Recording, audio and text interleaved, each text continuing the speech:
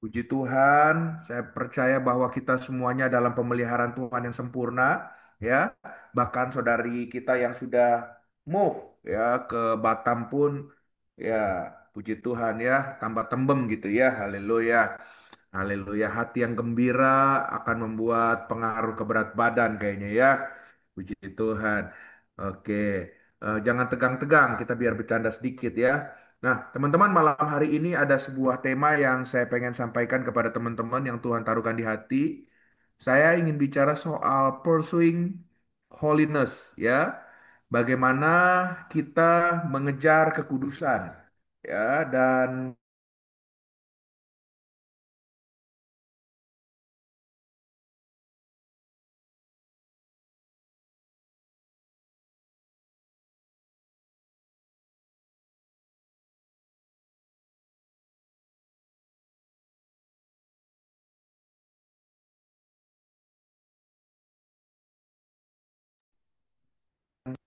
Nggak keluar pakem.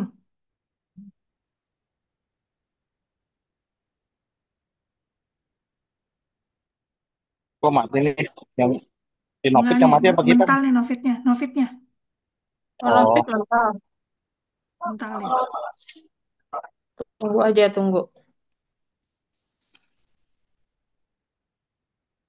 Udah selesai makan, Lemon? belum gue lagi nungguin temen gue nih. Gue mau ngubar duit gue. Aduh, pusing gue. Ah, tuh, Novit udah masuk lagi tuh. Oke, ya. sorry, teman-teman, ada gangguan sedikit sepertinya, ya. Oke, Ya. saya akan bicara malam hari ini tentang sebuah tema pursuing holiness, ya. Tema ini berbicara tentang bagaimana kita semua sebagai orang percaya kita harus mengejar yang namanya kekudusan, ya. Nah, saya akan membuka dalam kebenaran firman Tuhan di dalam surat 2 Timotius pasal 3 ayat yang pertama sampai dengan yang keempat, ya. 2 Timotius ayat yang pertama ya sampai dengan yang keempat, ya. Nah, saya akan membacakan demikian firman Tuhan. Ketahuilah bahwa pada hari-hari terakhir akan datang masa yang sukar. Seberapa banyak kita percaya bahwa hari-hari ini bukan semakin mudah, tapi semakin sulit ya. Apalagi kita yang bergerak di dunia bisnis ya, Brother Raymond pasti lebih paham lah dari kita ya. Terlepas dari semuanya kelihatannya baik-baik saja, sebenarnya sedang tidak baik-baik saja. Nah, ayat yang kedua dikatakan, manusia akan mencintai dirinya sendiri dan menjadi hamba uang. Mereka akan membual dan menyombongkan diri. Mereka akan menjadi pemfitnah, mereka akan berontak terhadap orang tua dan tidak tahu berterima kasih, tidak memperdulikan agama, tidak tahu mengasihi, tidak mau berdamai, suka menjelekkan orang, tidak dapat mengekang diri, garang, tidak suka yang baik, suka mengkhianat, tidak berpikir panjang, berlaga tahu lebih menuruti hawa nafsu daripada menuruti Allah. Nah, ini adalah keadaan di akhir zaman ini. Tadi dikatakan ya hari-hari terakhir dan kita percaya bahwa hari-hari ini kita sudah ada di akhirnya akhir zaman dan kita tahu bahwa kedatangan Tuhan sudah tidak lama lagi. Sekalipun memang Alkitab mencatat tidak ada yang tahu kedatangan Dia kapan selain Bapa di surga yang tahu, ya kan, itu yang disebut rahasia ilahi. Tapi yang saya pengen sampaikan dalam kebenaran firman Tuhan ini, di waktu-waktu terakhir ini, di ayat yang kedua, salah satu sifat manusia itu adalah mencintai dirinya sendiri. Manifestasinya itu dengan mereka menjadi hamba uang. Mereka mencintai uang lebih daripada segalanya. Dan di ayat yang keempat ditutup dengan orang manusia akhir zaman itu suka menuruti hawa nafsu. Ya, oleh sebab itu kalau kami pengkhotbah, kami hamba-hamba Tuhan, tema-tema ini adalah tema yang sebetulnya sangat sulit untuk kami bisa membagikan. Kenapa? Karena kalau kita bicara sama orang-orang akhir zaman, apalagi anak-anak muda generasi saat ini, mereka akan bilang bahwa ini adalah sebuah tema yang sudah tidak relevan lagi kalau bicara soal keuangan dalam arti perpuluhan, mengembalikan milik Tuhan. Apalagi bicara hawa nafsu yang lawannya itu adalah kekudusan, itu adalah sesuatu yang nggak relevan. Ya, kenapa saya bilang nggak relevan? Karena dikatakan bahwa ya biar kita mengatur hidup kita sendiri, ya mau ngapain? kita diatur-atur buat mengembalikan milik Tuhan dan lain sebagainya, soal keuangan. Nah, kalau soal hawa nafsu, bicara untuk menjaga kekudusan, ya dia bilang begini bahwa ya Bapak ini kan kita hidup sekarang ini di akhir zaman ini kita kan masih daging. Ya, sedangkan manusia pertama aja jatuh dalam dosa. Siapa kita? Ya sudahlah, kita nggak usah terlalu nggak usah terlalu munafik. Ya, sedikit-sedikit ya sudahlah, merem-merem aja. Dan sulit untuk hidup kudus benar karena kita nggak ada yang kudus benar. Nah, jadi dua isu ini adalah isu yang sangat-sangat sensitif dan semua orang menganggap ini sudah nggak relevan untuk kita bicarakan di akhir zaman ini. Ya, bahkan kalau kita melihat survei daripada apa yang terjadi di akhir zaman ini, kita akan kaget, saudara. Ya, semuanya ini sudah tidak kudus sebetulnya dunia ini. Saudara lihat data yang pertama, tindak korupsi di kementerian 2023 itu tertinggi dalam 2 tahun 20 tahun terakhir. Bukan semakin turun semakin tinggi sampai 2023. Artinya begini, ya otak pemimpin-pemimpin negara kita pun sebenarnya udah nggak ada yang kudus ya. Karena kalau otaknya kudus sesuai dengan kebenaran firman Tuhan, mereka takut Tuhan, nggak akan mereka mau korupsi, ya kan? Nah, lalu yang kedua, contoh yang kedua, data berkata bahwa Polri menangani ribuan kasus pornografi dari periode 2021 sampai 14 Agustus 2024. Contohnya kasus pornografi itu ada 1.670 perkara. Jumlah korbannya 1.444 orang, jumlah terlapor 1.647. Dan yang lebih mengejutkan, di sini juga dikatakan data yang berikutnya bahwa Indonesia menempati peringkat kedua selingkuh terbanyak di Asia. Dan ini bisa selingkuhnya prianya, akhir zaman ini bisa juga wanita yang selingkuh, ya kan? Karena kalau kita melihat kedapatan di akhir zaman ini, kalau saya konseling, ternyata banyak juga wanita yang suka selingkuh, bukan prianya saja. Jadi memang ini adalah keadaan akhir zaman, dampak dari kita menganggap remeh, ya, untuk kita belajar hidup kudus, ya, dan semuanya mengabaikan itu semua dan dianggapnya itu adalah sesuatu hal yang biasa. Nah, padahal kalau kita belajar daripada kebenaran firman Tuhan, mari kita lihat sama-sama dalam 1 Petrus pasal 15 sampai dengan yang ke-16 dikatakan, tetapi hendaklah kamu menjadi kudus di dalam seluruh hidupmu. Jadi kalau bicara seluruh hidup, semuanya, pikiran, perasaan, kehendak, mata, panca indera, telinga kita, mulut kita, semuanya ya. Dikatakan seluruh hidupmu sama seperti Dia yang kudus. Ya, jadi barometer kekudusan ini kita harus sama seperti Kristus yang telah memanggil kamu.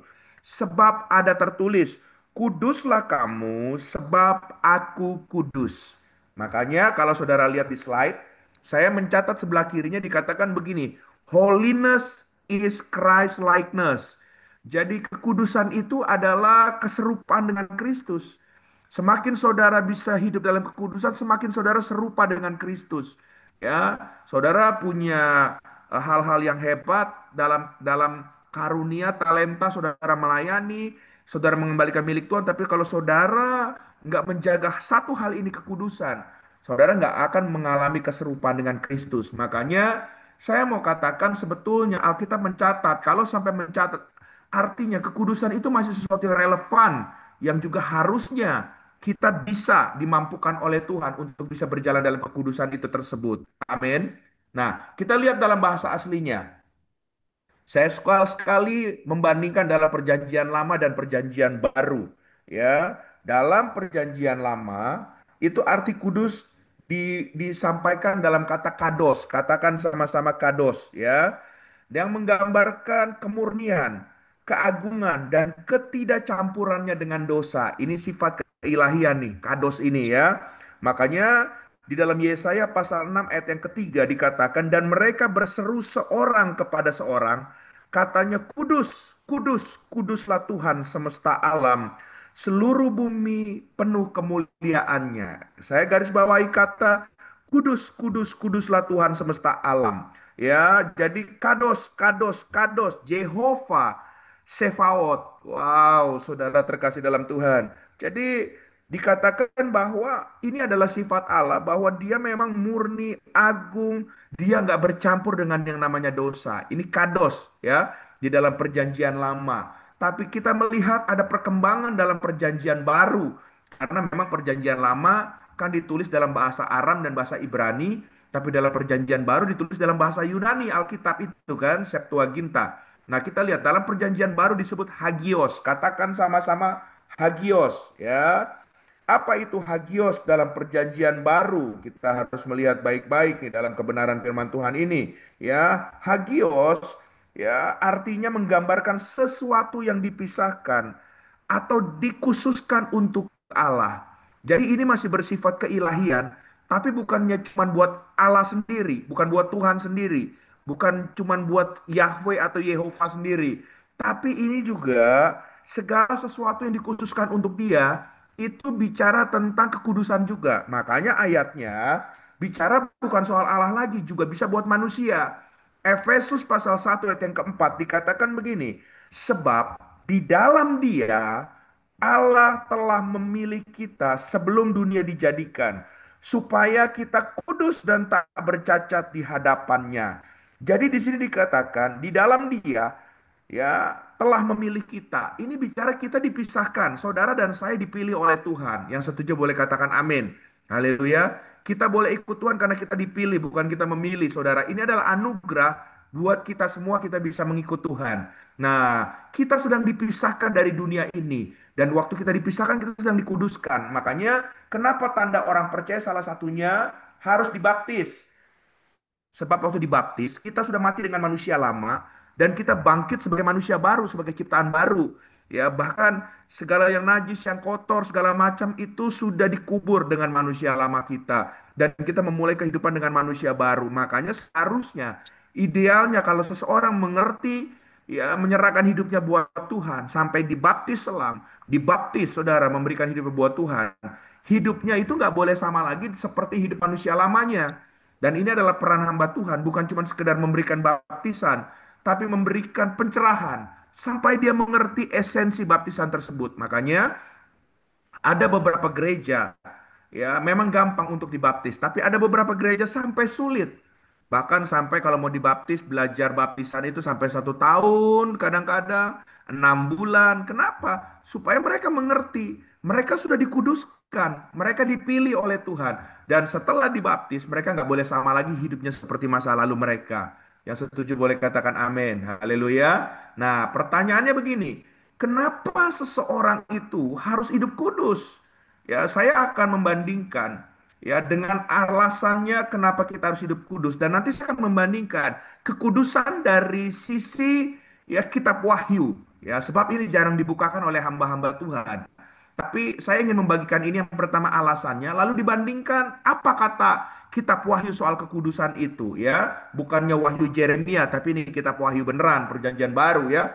Haleluya. Oke, yang pertama alasan harus hidup dalam kekudusan. Yang pertama, ya, kekudusan itu menyenangkan Tuhan. Wah, saudara, ya apa sih tujuan hidup kita setelah kita mau ikut Tuhan? Enggak lain kan, salah satunya kita pengen menyenangkan Dia kan?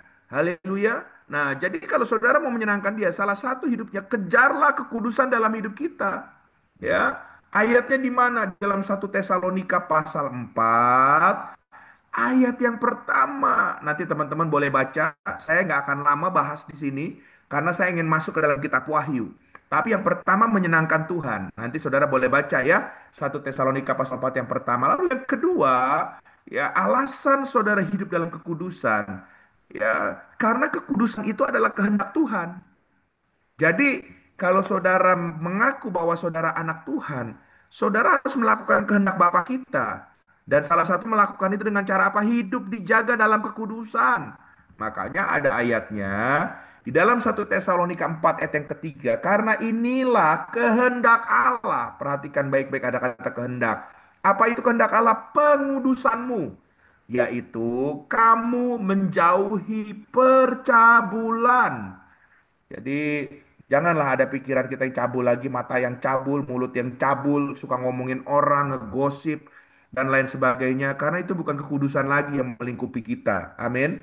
Ya, jadi hal yang kedua, alasannya kita harus berjalan kekudusan. Karena itu adalah kehendak Tuhan. Yang ketiga, kita belajar dalam kebenaran firman Tuhan ini. Alasan yang ketiga, ya, Karena kekudusan adalah panggilan Tuhan, bukan cuman kehendak, tapi ini adalah panggilan buat saudara dan saya. Calling, ya, dan ini nggak bisa dibantah kalau namanya calling.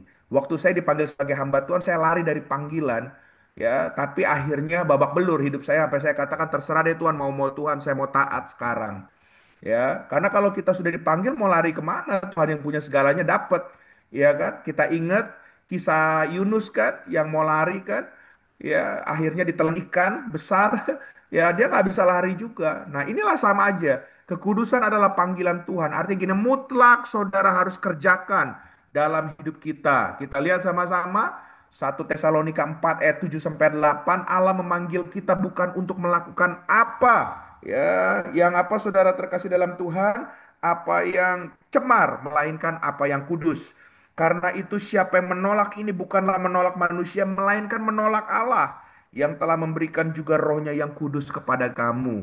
Masa iya dia yang sudah baik sama kita sudah diberikan keselamatan sama dia, kita mau nolak dia hanya karena kita nggak mau melakukan kekudusan. Makanya saya katakan alasan kita melakukan kekudusan, hidup dalam kekudusan, karena itu adalah panggilan buat setiap kita, anak-anak Tuhan, dan panggilan kita yang berkata bahwa saya orang percaya. Amin. Haleluya. Nah, sampai di sini saya ingin belajar kita melihat untuk melengkapi soal kekudusan dari sisi kitab Wahyu, kebenaran firman Tuhan, kitab Wahyu. Saya cepat karena supaya kita bisa sharing dan saya nggak terlalu lama ya. Nah, di dalam versi kitab Wahyu, ternyata ini lebih dalam. Kenapa saya buka dari kitab Wahyu? Sebab kalau kita melihat daripada tiga alasan tadi, ini adalah alasan untuk daging kita, betul? Makanya nggak heran kalau dikatakan, lu hidup kudus gitu. Ya, banyak kita berpikir begini, oh iya ya, kita hidup kudus karena kita kan supaya nanti hidup kita berkenan di hadapan Tuhan, supaya doa kita dijawab sama Tuhan, supaya janji Tuhan tergenapi dalam hidup kita, supaya hati Tuhan tergugah. Ya, kita mau istri lagi dapat, kita mau mobil dapat, kita mau duit dapat, Tuhan buka jalan semuanya. Kadang-kadang image kita untuk daging kita nih bicara hidup dalam kekudusan. Padahal kitab Wahyu ini bercerita lebih jauh daripada cuma soal kedagingan. Makanya saya ingin mengajak saudara, ya kenapa kita harus melihat dari sisi kitab Wahyu. Nah, kitab Wahyu ditulis oleh seorang rasul yang bernama Rasul Yohanes. Dia ditulis pada saat dia dibuang ke sebuah pulau yang gersang yang namanya Pulau Patmos. Itu di dekat Turki, ke sana lagi, ya kan? Anginnya tinggi, lautnya ombaknya tinggi, Pulau Patmos. Saya belum pernah ke sana, tapi teman-teman yang pernah ke sana bawa grup ke sana, itu kering kerontang di sana, Bapak Ibu. Di tengah-tengah kering kerontang begitu, dia sempat mau dibunuh, dia disiksa, bahkan dia ditaruh di dalam sebuah kuali penggorengan, dia mau digoreng ya dengan api yang menggolak-golak, tapi dia terluput, dia nggak mati juga.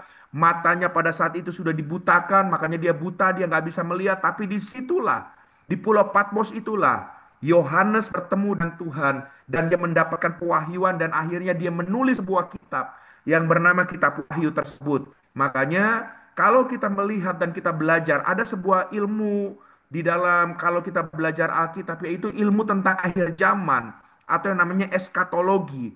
Itu kita melihatnya dari kitab Wahyu. Ya, kitab Daniel itu bicara akhir zaman dari sisi penglihatan, tapi kitab Wahyu kita percaya itu adalah penyingkapan untuk penggenapan akhir zaman itu.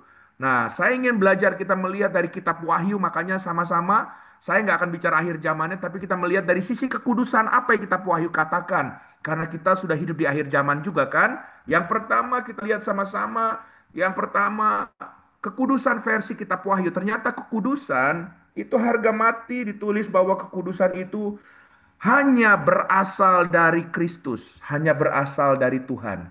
Saudara nggak akan pernah bisa dapat di mana-mana, sekalipun uang saudara banyak. Saudara nggak bisa yang namanya beli kekudusan itu. Kekudusan itu cuma ada di dalam pribadi Kristus. Amin. Mari kita lihat sama-sama dasar kebenaran firman Tuhan. Wahyu pasal 7 ayat 13 sampai 14. Dan seorang dari antara tua-tua itu berkata kepadaku. Jadi di dalam kebutaannya Yohanes diberikan sebuah penglihatan dan dalam penglihatan itu ya dia melihat ya di hadapan itu banyak tua-tua. Dan dia bilang begini, saudara terkasih dalam Tuhan.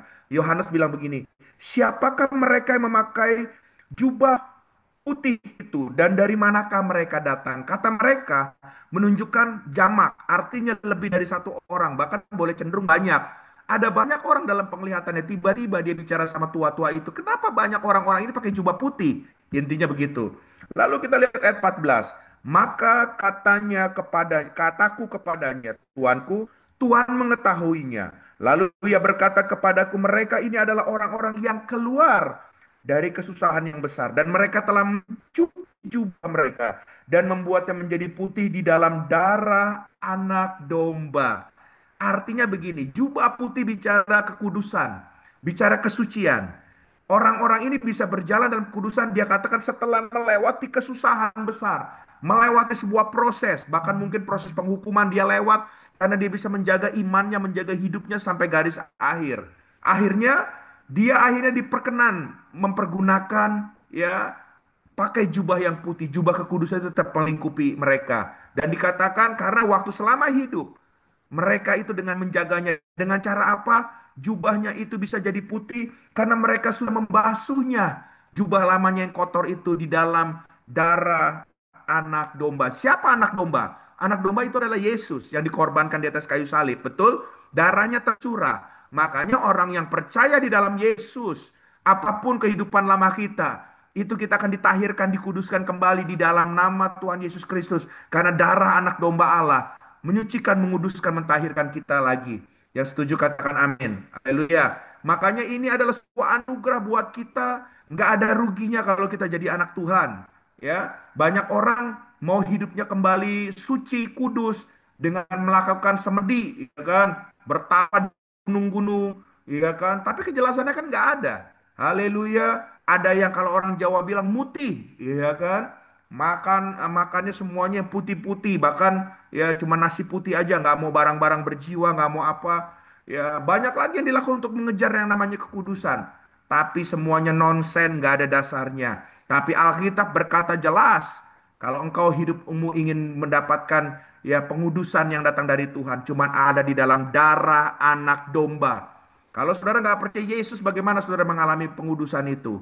Makanya kita harus percaya sungguh-sungguh bahwa di dalam Dia, apapun hidup lama kita, kita akan disucikan, dikuduskan. Bahkan kalau kita pun berbuat salah hari ini, kita jatuh dalam dosa, di saat kita mengaku, 1 Yohanes 1 ayat 9, bukankah Dia akan menyucikan, menguduskan kita kembali dengan darah anak domba Allah?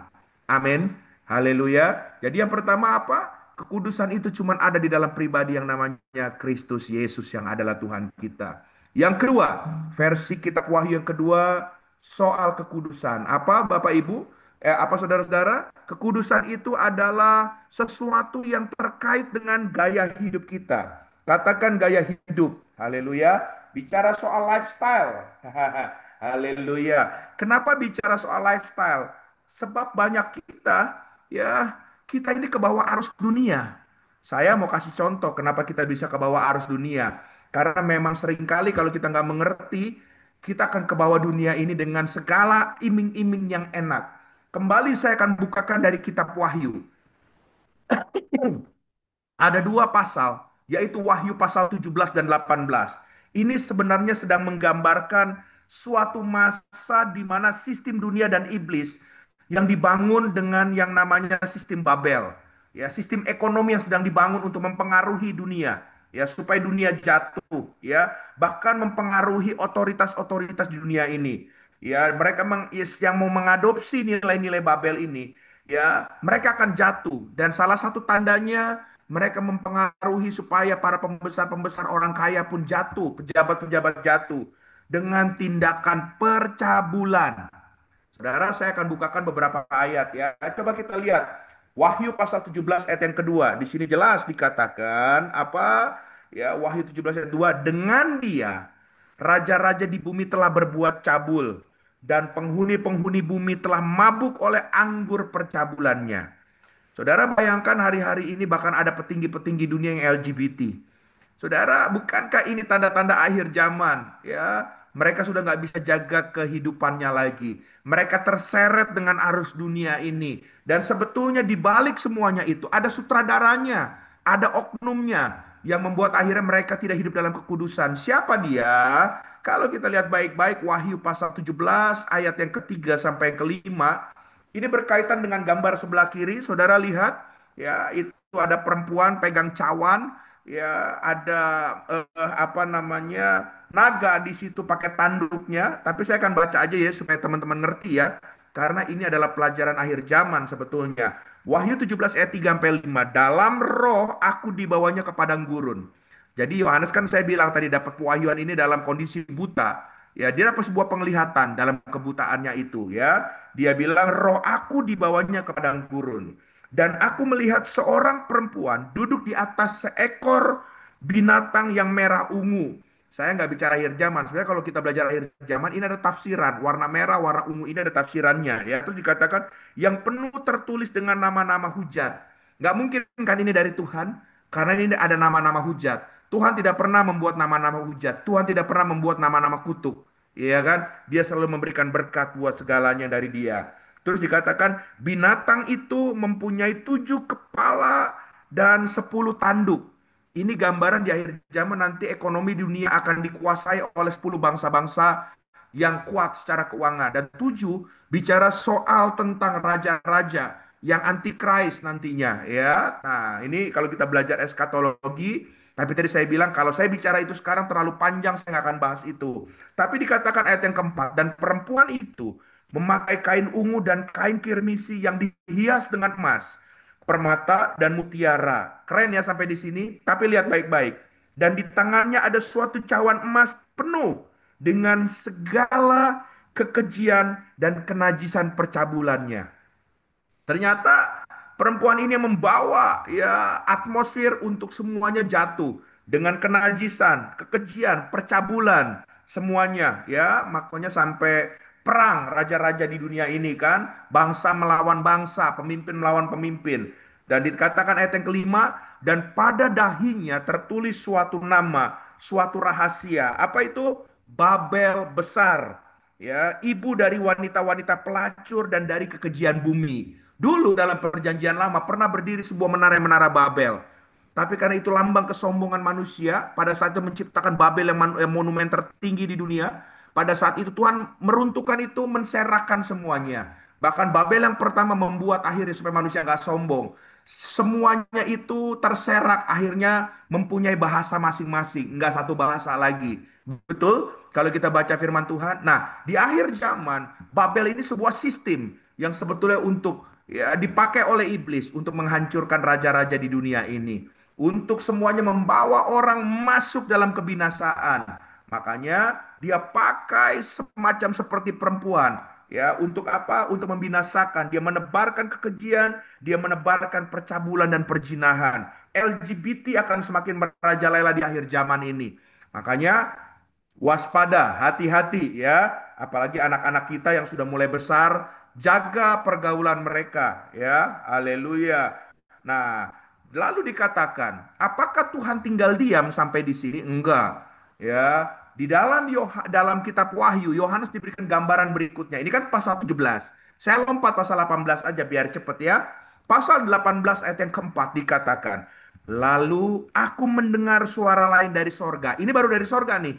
Iya kan? Katanya, pergilah kamu, hai umatku, pergilah daripadanya, supaya kamu jangan mengambil bagian dalam dosa-dosanya. Dan supaya kamu jangan turut ditimpa malapetaka-malapetakanya. Jadi Tuhan sudah memberikan peringatan. Ya, iblis akhir zaman akan menebarkan pengaruhnya untuk kita jatuh dengan gaya hidup dunia ini. Termasuk jatuh dalam perjinahan, percabulan, kekejian, dan lain sebagainya. Nggak punya hati lagi, nggak punya kasih, nggak punya belas kasihan, semuanya. Tapi Tuhan bilang, supaya kamu nggak ikut dalam kejatuhan di situ, kebinasaan itu kamu ikut. Pergi, artinya begini, jangan kamu serupa, segambar. Jangan kamu mengikuti lifestyle dunia ini. Tapi ikutlah lifestyle kerajaan Allah yang sesuai dengan firman Tuhan. Yang setuju boleh katakan amin. Haleluya. Makanya kalau kita mengikuti gaya hidup dunia, saudara nggak akan bisa hidup dalam kekudusan. Kalau saudara memutuskan hidup sesuai firman Tuhan, saudara bisa menjaga kekudusan itu karena kekudusan itu adalah anugerah dari Tuhan. Dan Tuhan akan memampukan saudara melalui rohnya yang sudah berdiam dalam hidup saudara dan hidup saya. Haleluya. Makanya di ayat yang selanjutnya, ini pasal ke-19, Saya lompat-lompat supaya apa? Ini sekilas aja, nanti teman-teman boleh baca 17, 18, 19. Ya, tapi saya kasih tahu aja sekilas. Ayat 9, pasal 19 ayat yang kedua dikatakan begini. Sebab benar dan adil segala penghakimannya. Nyanya huruf besar. Siapa Tuhan? Memulai dengan penghakimannya. Karena ialah yang telah menghakimi pelacur besar itu, yang merusakkan bumi dengan percabulannya, dan ialah yang telah membalaskan darah hamba-hambanya atas pelacur itu. Jadi akan banyak bahkan hamba-hamba Tuhan jatuh kalau mengikuti gaya hidup dunia. Seberapa banyak saat ini kita melihat, bahkan hamba Tuhan banyak jatuh dalam dosa perzinahan. Hamba Tuhan banyak jatuh dalam dosa keuangan, mengelola keuangan. Perpuluhan gereja pun dicolong sama mereka. Ini sudah tertulis, tapi nanti ada penghakiman. Bahkan dia pun yang menghancurkan sistem kerajaan Allah dengan sistem dunia yang mereka bikin ini. Dia pun gak akan berkuasa, tetap dihakimi. Apakah kita mau mengikuti dia? Dan kita ujungnya juga mengalami kebinasaan. Saya berdoa hari ini, melalui pengajaran ini memang pengajaran gak biasa. Waktu saya sampaikan ini di jemaat pun mereka kaget semuanya. Tapi saya bilang, ini akhir zaman, berjaga-jagalah, jangan kita anggap remeh, untuk kita tidak hidup dalam kekudusan lagi. Jagalah kekudusan, jangan ikuti gaya hidup dunia ini.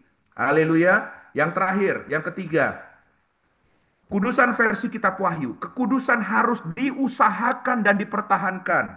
Jadi, kita tahu kita sudah diberikan anugerah, tapi jangan saudara pikir anugerah itu gampang. Saudara harus tetap jaga baik-baik kekudusan itu. Harus dijaga, diusahakan, dipertahankan. Amin. Haleluya. Sama seperti saudara dikasih kunci mobil, ya menang juara. Tapi kan saudara, untuk saudara bisa pakai itu saudara harus isi bensin, ganti oli rutin, ganti ban setelah berapa ribu kilometer. Ya, supaya apa? Mobil itu bisa maksimal terus. Kekudusan akan maksimal kalau tetap diusahakan dan dipertahankan. Amin. Haleluya. Kita lihat sama-sama. Wahyu pasal 3 ayat yang kelima. Barang siapa menang, artinya akan ada yang kalah juga. Tapi di sini dikatakan barang siapa menang, ia akan dipakaikan, dikenakan pakaian putih yang demikian. Cukup sampai di sini, saudara. Bahkan dikatakan kalau saudara lihat akan ditulis namanya dalam kitab kehidupan. Kalau kita jaga ya jubah putih kita jaga hidup dalam kekudusan. Tapi kata barang siapa menang, itu artinya ada sebuah tindakan aktif yang kita harus jaga, kita usahakan, kita kejar supaya kita bisa terus hidup dalam kekudusan itu. Amin. Haleluya. Ada upaya saudara dan ada upaya saya untuk bisa bertahan. Kenapa saya bilang seperti itu? Coba kita lihat baik-baik. Saya akan selesai ya 2 ayat lagi. Ya Wahyu 16 ayat 15. Lihatlah aku datang seperti pencuri. Perjanjian yang sebelumnya di perjanjian baru pun ada kata-kata dia akan datang seperti pencuri. Betul? Ya. Dikatakan berbahagialah dia yang berjaga-jaga dan yang memperhatikan pakaiannya supaya ia jangan berjalan dengan telanjang dan jangan kelihatan kemaluannya. Itu akan mempermalukan kalau kita jalan telanjang. Ada di sini yang pengen keluar rumah jalan telanjang? Nggak ada kan? Kita masih waras semuanya kan? Tapi ternyata ya bicara pakaian telanjang ini adalah orang yang kita nggak jaga kerohanian kita dalam kekudusan. Secara spirit makanya iblis gampang serang kita. Kenapa? Karena secara spirit nggak ada yang melindungi daripada badan kita lagi. Nggak ada yang melindungi spirit kita lagi. Dan itu bicara jubah kekudusan yang datang dari Tuhan. Haleluya. Haleluya. Terakhir ya, saya nggak harus baca semuanya.